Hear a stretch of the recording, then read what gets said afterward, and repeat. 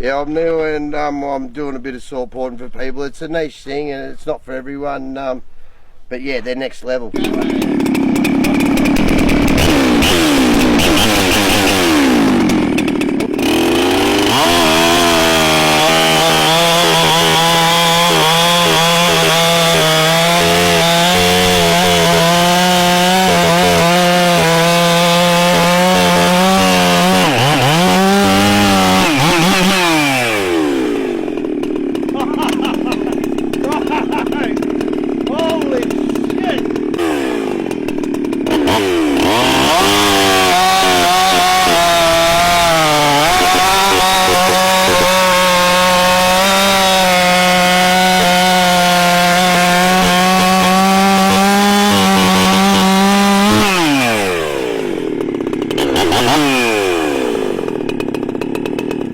Holy shit, that has honestly blown me away.